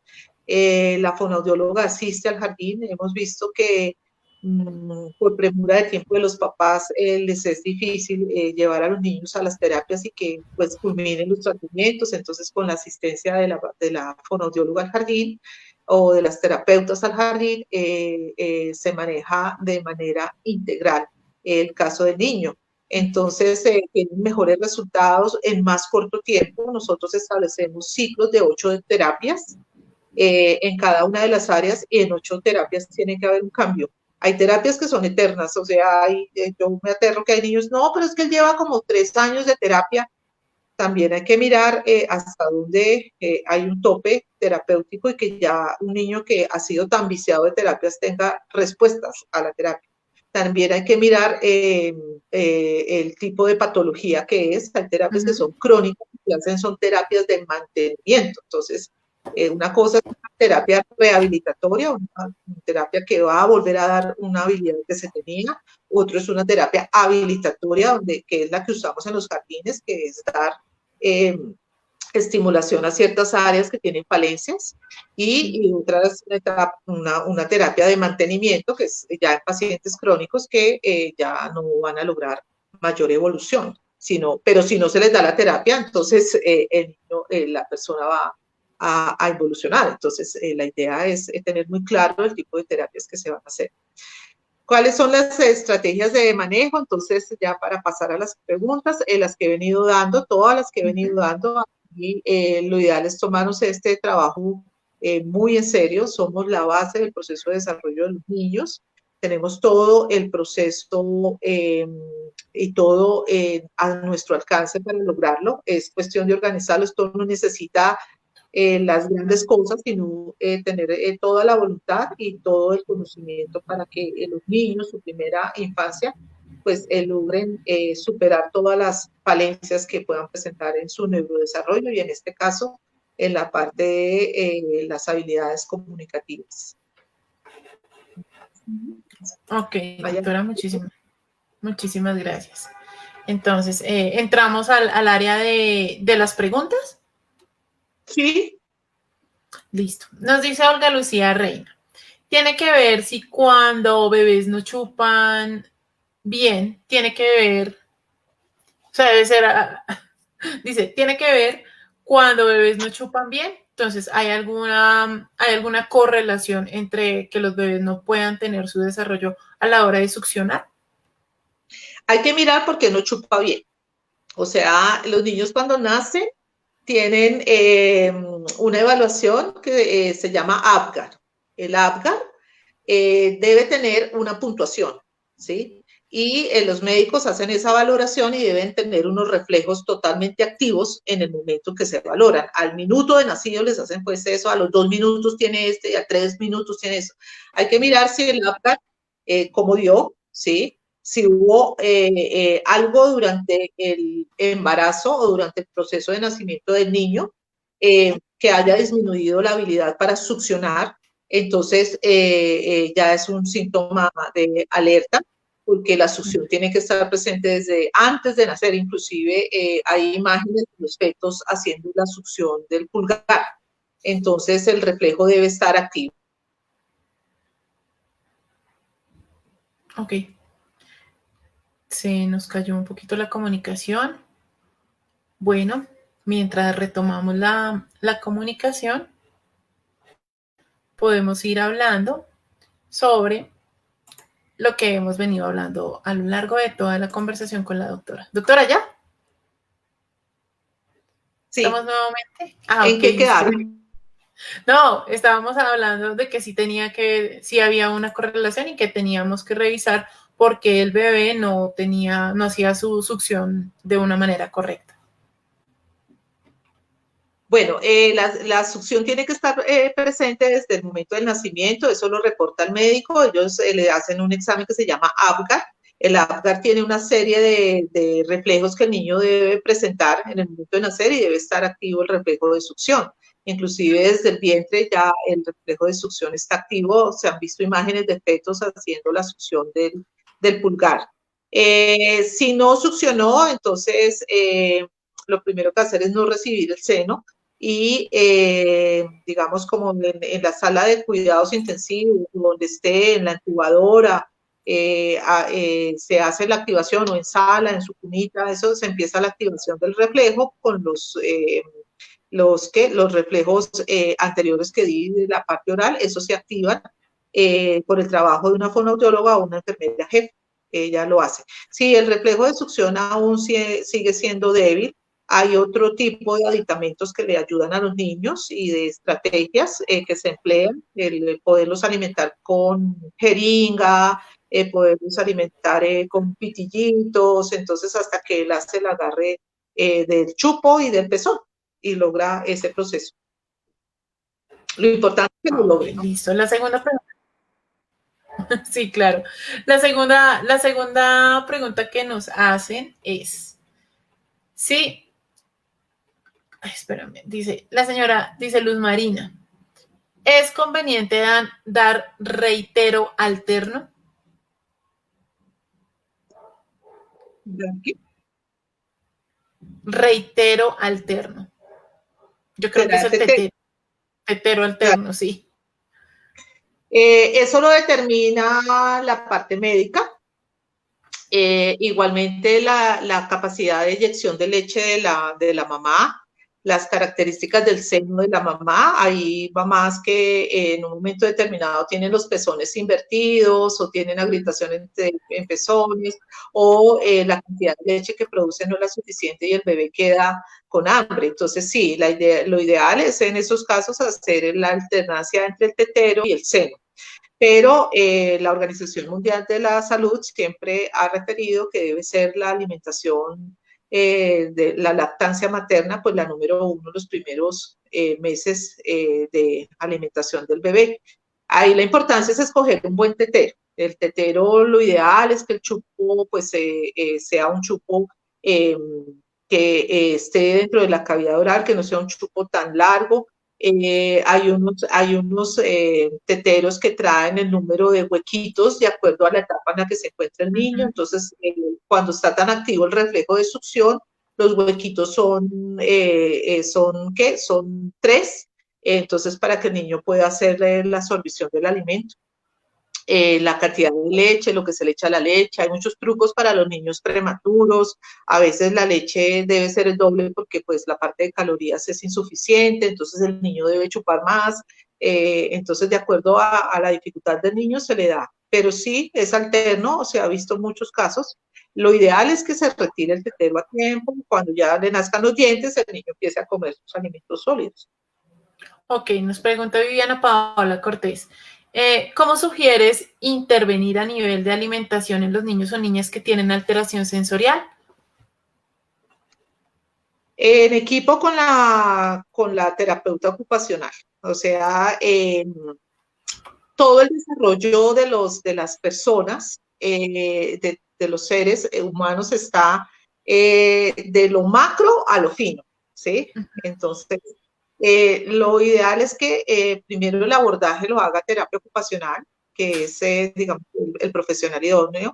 Lo ideal es que sea una integradora sensorial y que ella vaya desensibilizando todo el cuerpo y luego las fonoaudiólogas manejemos toda la parte intraoral y se le vaya dando ese acercamiento a la cavidad oral de los niños.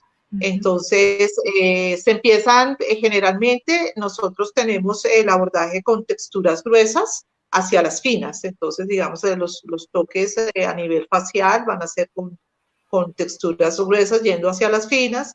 Tenemos una serie de aditamentos, de cepillitos que tienen diferentes formitas, que vamos haciendo los toques dentro de la cavidad oral.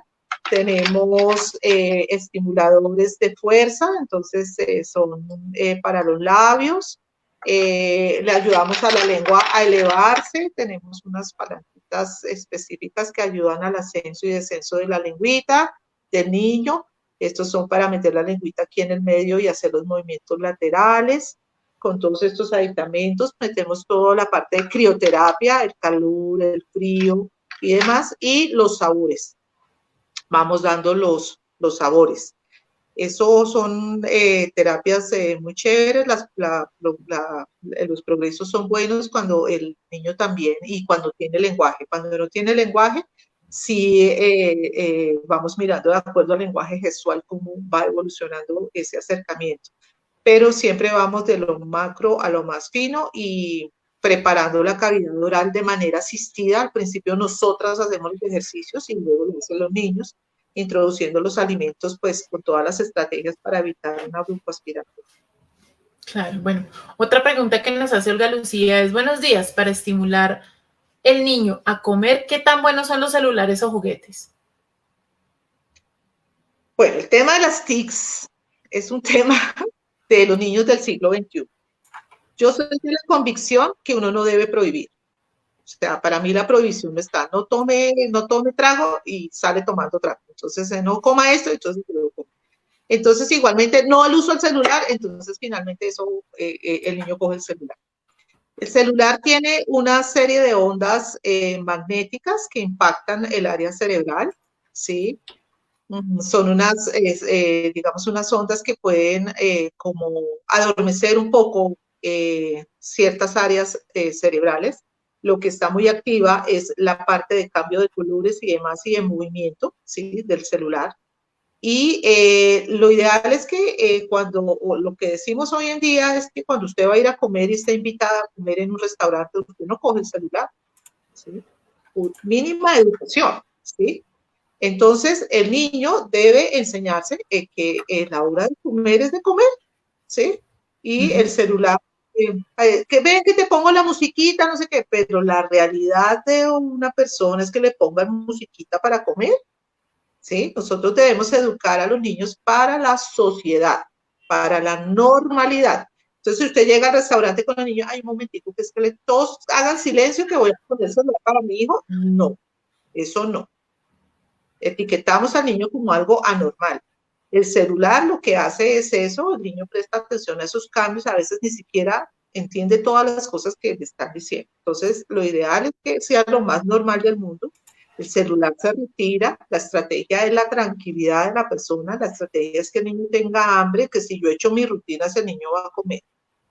El niño sabe cuando la mamá está ansiosa, y la mamá se pone ansiosa y sufre más la mamá que el niño, ¿sí? El niño sabe, entonces tranquilicemos. Eso, un niño puede durar sin comer 3 y 4 días. Con todas las reservas que tiene, no se muere.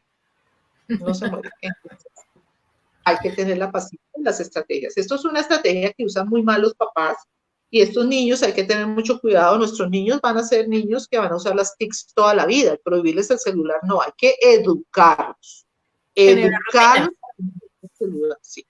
Hay que educarlos, hay que enseñar a cuidar el celular, a limpiar el celular, a aprender el celular, a buscarlo en YouTube, a buscar los muñequitos, no las cosas de la mamá, no las cosas, toda una estrategia educativa, pero no retirarse a los niños ahí o ponérselos porque sí, no, eso no es lo ideal. Ok, Andreita Montenegro nos dice, buenos días, mi bebé tiene 2 años, 5 meses y aún toma seno para dormir. Quiero quitárselo o esperar que lo deje solo. ¿Debo quitárselo o esperar a que lo deje solo? También come solo, pero se cansa y debemos paladearlo para que termine. ¿Cómo lo ayudo a que termine solito? Muchas gracias. Bueno, el manejo del seno y demás es ya 2 años y medio. Lo ideal es que el niño ya esté consumiendo sólidos y esté consumiendo sus 3 tomas diarias. ¿Qué pasa ahí, mamá? Se está agudizando algo que se llama la relación simbiótica. O sea, uno tiene algo que se llama relación simbiótica donde uno depende de la mamá, ¿sí? Y el niño cuando nace no identifica que ella no es parte de la mamá, ¿sí? Eso empieza a darse dentro del proceso emocional y todo el manejo que hace psicología. Pero si el niño no desvincula esa relación simbiótica con la mamá, va a sufrir, ¿sí? Porque usted es la proveedora de todo, entre esos el alimento, ¿sí? Ya a esta edad el niño debe diferenciar que yo soy Pepito y ella es mi mamá, ¿sí? En este momento el niño no lo diferencia. También a nivel de la leche que le está suministrando ya no tiene todos los nutrientes que tenía con antelación y sí está estableciendo algo que se llama apego. En este momento su merced tiene apego y el niño también tiene apego. Entonces, la idea es trabajar y romper ese apego, ¿sí? Para que el niño se independice. Tiene que haber independencia y autonomía. Entonces, ¿qué es la idea? Es que el niño duerma solo en su cama, ¿sí? Para que empiece a comer solo, para que empiece a tener todas esas actividades solito. Entonces, lo ideal es quitar el seno, puede ser paulatinamente. Unos días, este día le doy, este día no, no sé qué. El más difícil de retirar es el de la noche. Un niño ya de 2 años y medio tiene dientes, no sé, gravísimo para usted. Qué dolor, pues, el que de pronto la llegue a lastimar. Yo solicitaría un apoyo de psicología para hacerlo, para la mamá, porque la mamá es la que genera el apego del niño y el manejo del niño, ¿sí? Entonces, eso. Y pues obviamente no va a tener hambre porque la inyección de leche no se puede medir. Usted no sabe cuánto tome, qué onzas, qué cantidad de onzas tome. Entonces, el niño puede estar lleno. Cuando el estómago recibe el líquido, el estómago se siente lleno, pero usted no tiene los suficientes nutrientes, da la sensación de estar lleno. Por eso a uno en las dietas le mandan a tomar agua, para tener la sensación de estar lleno. Entonces, lo ideal es que el niño no tome tetero, que haga un proceso de dejarlo. Hay papás que son valientes y dicen, desde hoy, no. Y no es no, ¿sí? He conocido mamás que se echan de todo, de todo. Lo gravísimo donde hagan eso, porque a veces se echan, llegan a la angustia de echarse ají en el seno y entonces pueden producir una alteración a nivel de laringe y el niño puede dejar de respirar. Entonces, es mejor acompañaditos y si usted no se siente capaz y lo suficientemente fuertes, solicitar el acompañamiento de una psicóloga si el niño ya debe comer solamente sólidos, no de tener eso y tener todas las actividades que le estoy diciendo que haga solito. Y ya es hora que lo deje. Bueno, acá dice Ivonne Yelitza. Buen día, mi niño de 2 años aún no habla y eso me tiene preocupada. Aún toma tetero. ¿Cuál será el problema en el desarrollo del lenguaje? Bueno, la prolongación de la toma del tetero tiene que ver bastante, porque una es ratificarle al niño que él es un bebé. ¿Sí? Él está el bebé en la casa y el bebé, pues bebé va con tetero. Entonces, una parte es esa. El chupo presiona los músculos elevadores de la lengua. Si el chupo cae aquí, pues la lengua no se puede elevar. Entonces, fonemas como la T, la D, la L, la Ch, la L, la ñ, no aparece porque los músculos elevadores de la lengua no están activos y por ese motivo, pues, el lenguaje tiene un retroceso y puede llegar, pues, a solamente emitir unos sonidos o unas palabras como le está sucediendo al niño. Entonces, lo ideal es retirar el tetero. Usted puede hacer, hay actos muy lindos de las mamás que me han encantado. Una me contó, ella cogió el tetero, le puso un corbaticito, le dijo al niño, tú eres ya un niño grande, el tetero se va a ir para donde otro bebé, le vamos a decir adiós, abrió la puerta, sacó el tetero y nunca más volvió el tetero. Y cada vez que el niño lo pedía, acuérdate que eso lo tienen otros niños que son pequeños y tú eres grande. Lindísimo, el niño lo captó y lo hizo muy bien. De vez en cuando se acordaba de su tetero, pero ya no más. Puede ser una estrategia. La otra es comprar el vaso pitillo. A veces a los niños les cuesta hacer el cambio del tarrito. Entonces hay empresas que tienen las manijas, entonces uno le puede poner, mira, tu tetero se va a convertir en un vasito, esto es así, y empiezan y les dan la boquilla y de la boquilla pasan al vaso. Entonces esa podría ser. Y sí, para 2 años sí se debe ya iniciar un proceso de estimulación a nivel de fonoaudiología. A los 2 años los niños deben decir frases completas ya y deben tener casi el 90% de todos los fonemas. Entonces sí te sugiero un apoyo por fonoaudiología para ese chiquito. Ok, Gaby Sky nos dice, buenos días, ¿a qué edad hay que retirar la mamila? Mi hijo tiene 1 año y 8 meses y solo toma una vez, en la mañana y antes de dormir. Generalmente el tetero de la noche es el más difícil de dejar, pero entonces hay un problema con el tetero nocturno porque entonces tampoco pueden dejar el pañal. Entonces es el bebé eterno con tetero y pañal porque pues el líquido que se toma tiene que evacuarse. Tiene que salir. Entonces lo ideal es que el tetero se retire máximo al año de edad. Es como lo ideal. Apenas aparecen dientes y a uno le nacen los dientes. ¿Para qué son los dientes? Pues para comer. Entonces, lo ideal es eso. La naturaleza es sabia y ella es la que nos dice. Entonces, lo ideal es retirar el tetero en edades tempranas, ¿sí? Este chiquito pues tiene 1 año 8 meses, ya lleva 8 meses de más tomando el tetero. Puedes hacer la ceremonia que te digo, puedes hacer los cambios, el desprogramarlo, entonces dejarle dar el tetero de la mañana y finalmente empezar a manejarle el de la noche, pero es clave que para eso entonces el niño duerma solo, coma solo, se bañe solo. A esas edades lo deben hacer, o sea, solo con supervisión, que no se vaya a ahogar y demás, quitarle la tinita de baño, o sea, él ya es un niño de jardín, él ya no es un bebé, ya es un bebé, o sea, ya hay que irlo mirando como un niño escolar. Entonces a veces a las mamás les cuesta eso, y estar de acuerdo con el papá, porque a veces la decisión la toma la mamá, y luego el papá dice que no, entonces le mandan doble información al niño, e igualmente el niño divide y vencerás. Entonces ahorita es la toma del tetero, el día de mañana tiene que ser la toma de licor, la toma de droga, entonces se tienen que poner de acuerdo y manejar lo mismo. Claro que sí. Esto ya es más como un comentario. Viviana Paola Cortés dice, de acuerdo contigo, en los espacios escolares de descanso los educadores es cuando deben estar más alerta. Trabajan en prevención, trabajar en la prevención. Muchas gracias, Viviana. Muchas Ahora gracias. seguimos con Maritza Castro. Buen día. Hasta donde tengo entendido, siempre se ha recomendado que a la hora de comer no se debe consumir líquido a la vez. Sin embargo, en los jardines siempre lo dan. ¿Nos puedes aclarar si es así? ¿Y cuándo sería un tiempo prudencial, puesto que a mi hija nunca consume líquido en el almuerzo y sin embargo se lo hacían consumir? Gracias.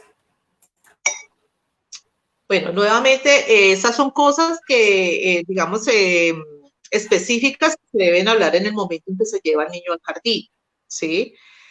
Los padres deben estar muy alertas y muy juiciositos en el momento en que van a buscar el jardín. Muchas veces uno le refiere al papá, ¿por qué escogiste el jardín? Entonces ellos dicen porque les queda cerca la casa, porque hay poquitos niños, porque tienen muy buen material, porque les enseñan inglés, porque tienen muchas profesoras. Se fijan en unas cosas materiales que sí pueden ser importantes, pero no son lo más importante. Lo más importante de un jardín es el programa con el cual se va a abordar al niño. ¿Cómo le van a enseñar a ese niño a leer y a escribir? Yo les he preguntado a todos los papás que han estado conmigo en consulta, ¿usted preguntó cómo le iban a enseñar a leer y a escribir a su hijo? No tienen ni idea. ¿Con qué método de lectoescritura trabajaba el jardín? Con el método fonético, con el constructivista, con el global.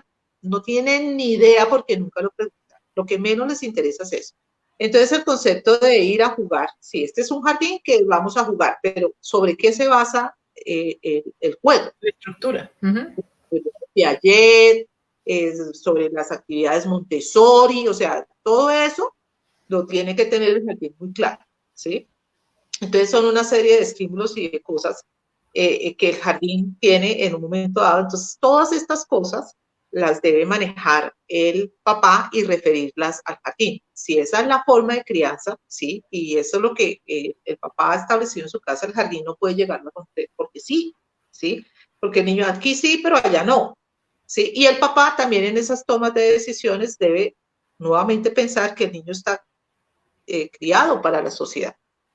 Entonces, el 100% toman agua y los otros, el 5% no. Entonces, eso. Y es algo con lo que va a luchar el niño toda la vida, porque toda la vida le van a ofrecer agua en los alimentos. Entonces, ahí la tienes que preparar con tus argumentos para que el niño pues, pueda referir el no al agua y eso decirlo. El jardín no puede llegar a invadir rutinas y demás, pero sí nosotros tenemos algo, papitos, a los que no saben, a los jardines los rige integración social. Entonces hay una serie de normas específicas donde el niño, sobre todo en el tema de alimentación, son supremamente claros. El jardín debe suministrar la fruta, debe suministrar la proteína, los lácteos en ciertas medidas y ciertas cantidades. Y los jardines muy responsablemente los niños tienen que crecer con esa comida que les dan. Y hay unas tablas de talla y peso y eso los están midiendo y miden el niño que esté más obeso y el niño que esté más delgadito y hacen un promedio de todo el proceso nutricional del jardín. Entonces también es una responsabilidad y dentro de la parte nutricional está la toma del jugo, los jugos, la fruta como tal en las onces y los jugos también deben estar acompañados. Entonces deben mirar como esto para llegar a los acuerdos. Ok. Sandra Milena Muñoz Mora nos dice, es un comentario también, es altamente gratificante encontrar profesionales que reconocen la importancia del rol del docente en la vida de los escolares. El proceso educativo requiere de un trabajo colaborativo entre todos los profesionales que pueden aportar en la vida de los seres humanos. Qué buen trabajo de acompañamiento se evidencia en el Qué buen trabajo de acompañamiento se evidencia en el discurso. Datos muy pertinentes. Creo que este comentario es muy coherente a lo que hemos venido hablando a lo largo de la conferencia, y es que la terapia es un trabajo integral entre los terapeutas, entre los papás, entre el jardín y pues evidentemente el niño. Sí. totalmente de acuerdo. Listo. Y dice Gaby Sky, es la última pregunta que tenemos, dice, mi bebé siempre ha vomitado. Sé que hay que respetar que ellos decidan cuándo comer, pero a él le ha costado saber cuándo está satisfecho. ¿Qué me puede recomendar para esto? Gracias. Primero una visita a pediatría. Eso puede tratarse de un reflujo. Cuando lo explicaba en la primera fase de la charla, uno tiene dos esfínteres que hacen el cierre para que los alimentos sigan en su proceso de la deglución, ya en la fase involuntaria de la deglución. Muy seguramente puede haber una falla en los cierres de los esfínteres y se producen los reflujos. Los reflujos pueden ser de grado 1 hasta grado 3, 4. Entonces, primero hay que descartar toda la parte médica de la parte involuntaria de la deglución. Si es la parte voluntaria, la abordaría el profesional idóneo, que es el fonoaudiólogo, o miraríamos las estrategias de manejo que requeriría para esa deglución adecuada. Pero cuando hay vómito y el vómito es proyectivo, generalmente es un reflujo. Entonces hay que consultarlo a la parte médica para que ellos lo definan. Hay medicamentos específicos para eso e inclusive cirugía. Entonces es mejor que se lo comentes al pediatra y basado en eso él da la orden de intervención de las terapias. Nosotros siempre trabajamos bajo el concepto del médico, entonces es mejor que lo hagas porque no es normal que vomite. O sea, eso de esa manera y a esa edad. Entonces es mejor la consulta por pediatra. Ok, doctora, muchísimas gracias. Ya no hay más preguntas en este momento. Así que les queremos, pues primero agradecer a toda la audiencia desde Joaquito Parlanchín. Recuerden que es una opción de terapia fonoaudiológica en Colombia. Brindamos el apoyo a padres, maestros, para que estimulen el lenguaje en la primera infancia. Adicionalmente a esto, señora. Sigue. Bueno.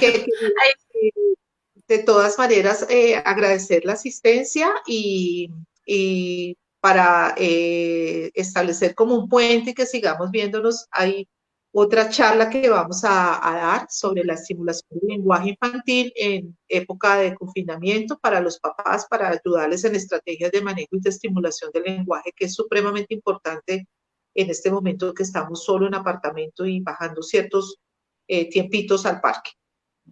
Claro que sí. Esto va a ser el 12 de julio, entonces para que sigan conectadísimos, no solamente con Joaquito Parlanchín, sino con todas sus redes sociales, donde vamos a estar comunicando más frecuentemente esta información.